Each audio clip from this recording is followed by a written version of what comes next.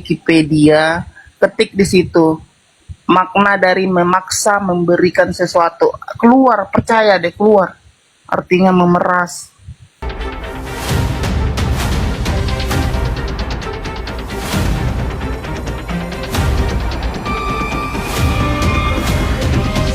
Itu pun terbukti secara sah,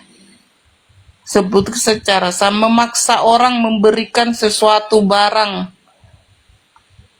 baik sebagian atau memaksa orang memberikan itunya keputusan hakim. Tapi orang ini nggak bisa mengartikan memaksa orang memberikan sesuatu itu, tidak bisa menerjemahkan itu ke kata pemerasan. Namanya memaksa ya pemeras lah, nggak paham, susah susah dijelasin. Kalau udah nah ini dia ujungnya lah, misalnya kita iakan lah Mr. J, oke lah kita iakan lah yang ujung-ujungnya terbukti secara sah dan meyakinkan melakukan perbuatan bla bla bla, memaksa seseorang memberikan sesuatu baik harta sebagian atau seluruhnya. Nah itu artinya pemeras, namanya memaksa, bahasa hukumnya begitu. Jadi orang ini jangan dipotong-potong, memaksa seseorang memberikan sesuatu, baik barang, memberikan sesuatu atau barang, baik sebagian atau seluruhnya, dengan dengan ancaman mencemarkan nama baik atau membuka rahasia. Itu jadi yang dikutip itu ujungnya. Justru kalian yang harus dikasih tahu, jangan mengutip ponis itu di ujungnya aja, harus dikutip dari keterangannya, dari penjelasan awal. Bahkan yang ujungnya pun kalian cuman bahasa pencemaran yang kalian kutip, memaksa memberikan sesuatu itu nggak kalian terima, nggak mau kalian ini mengartikannya. Memaksa orang memberikan sesuatu itu apa artinya? Terus dia salah, dia bukan pemerasan, dia kena undang-undang ITE. Ya undang-undang ITE bunyinya itu.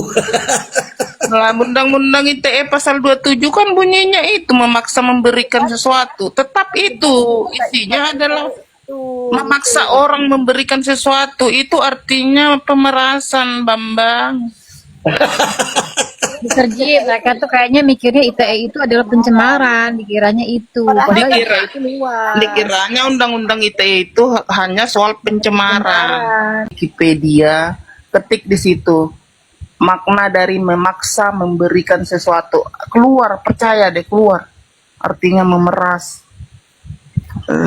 Di Wikipedia atau Kamus Bahasa Indonesia yang Kamus Besar Bahasa Indonesia tuh, pergilah biar kalian menemukan, jadi nggak kami yang kalian bilang pengarang. Padahal kami sudah diwisuda gitu ya.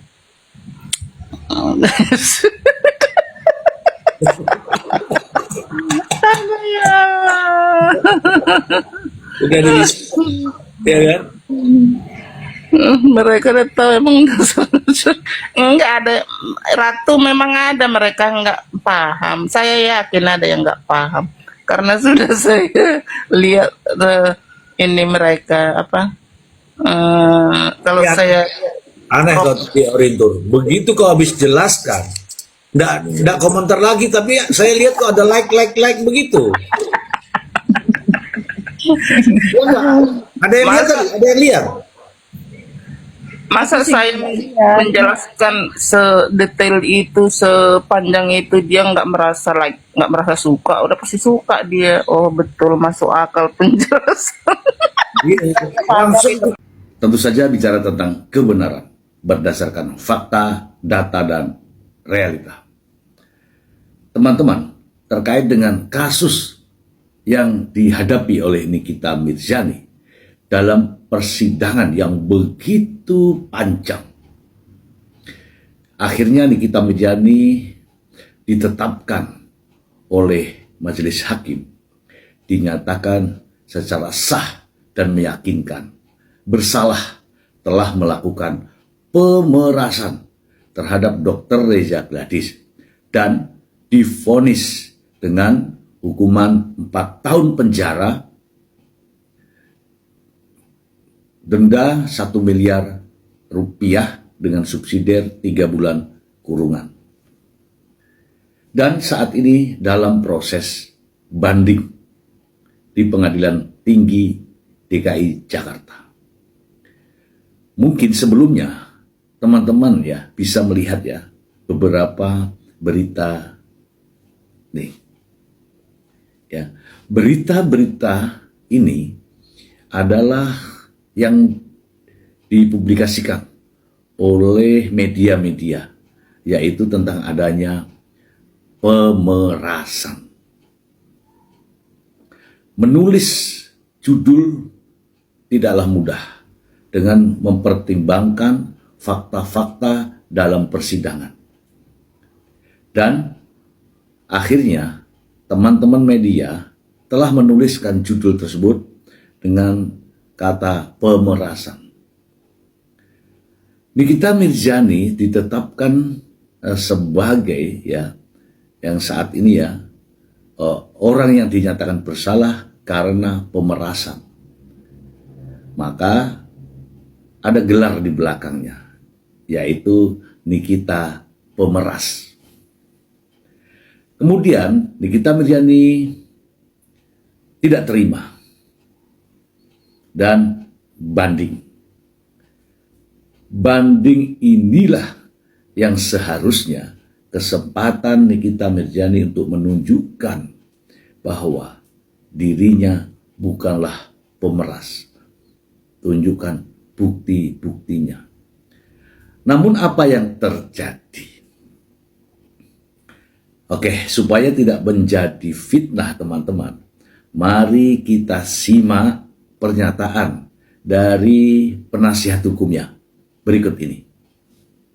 Dari Kompas.com, gugatan 244 miliar rupiah Nikita Mirzani ditolak. Reza Gladys klaim rugi 504 miliar. Oke, kita bacakan aja untuk Anda. Jakarta, Kompas.com. Gugatan perdata perbuatan melawan hukum yang diajukan artis Nikita Mirzani senilai 244 miliar mendapat penolakan dari pihak Reza Gladys. Hal itu diungkap oleh kuasa hukum Nikita Mirzani, Marulitua Sianturi. Poin pertama, mereka menanggapinya bahwa mereka menolak proposal yang diajukan oleh para penggugat, yaitu 244 miliar ujar Marulitua di Pengadilan Negeri Jakarta Selatan. Marulitua menambahkan pihak tergugat juga mendalilkan jawaban mereka berdasarkan putusan nomor 362 dan 363. Nah, kemudian mereka juga mendalilkan di dalam jawaban itu berdasarkan putusan 362 dan putusan 363. Menurut Marulitua, pihak Reza Gladys justru memberikan proposal balasan yang menyatakan bahwa pengusaha skincare tersebut mengalami kerugian sebesar 504 miliar akibat tindakan Nikita.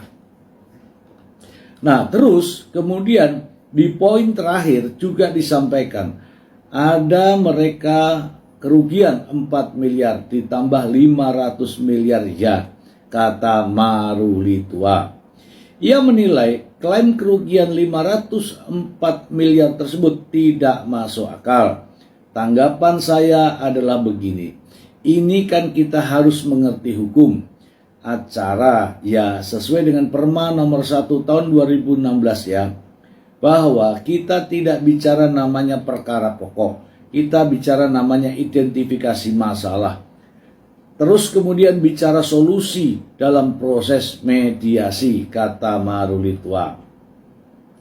Kalau tadi didalilkan kerugian 4 miliar dan 500 miliar, saya kira itu irasional Karena kan kalau kita mau baca baik-baik putusan 362 dan putusan 363 kan jelas uang 4 miliar itu kemana? Itu kan dalam penyitaan. Nah, terus kemudian bicara namanya 500 miliar. Ini kan irasional, kata Marilu Tua.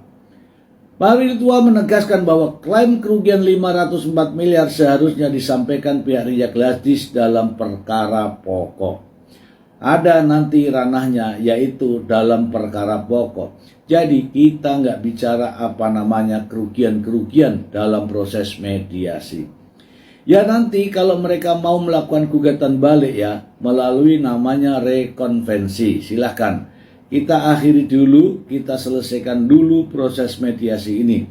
Baru nanti ada tahapan berikutnya. Begitu kata Marilu Tua. Marilu Tua mengatakan bahwa Rabu kemarin 25 Rabu yang akan datang 25 November 2025 pekan depan menjadi penentu apakah mediasi antara Nikita dan Ria Gladys menghasilkan kesepakatan. Ia memastikan Nikita Mirzani akan hadir dalam pertemuan tersebut. Ya betul, akan jadi penentu. Walaupun sebenarnya kan hari ini kan kita sudah melihat jawaban dari para tergugat ya. Jawabannya menolak. Ya, proposal dari para penggugat iya kan. Tapi secara resmi nanti, apakah mediasi deadlock atau tidak? Itu nanti minggu depan, tanggal 25 November 2025, pukul 14.00 WIB. Sebelumnya diberitakan bahwa gugatan 244 miliar oleh Nikita Mirzani menitik beratkan pada dugaan perbuatan melawan hukum oleh pihak Ria Gladys. Kuasa hukum Nikita Andi Sarifudin menyebut akar masalah berawal dari kerjasama promosi produk kecantikan yang dibatalkan sepihak.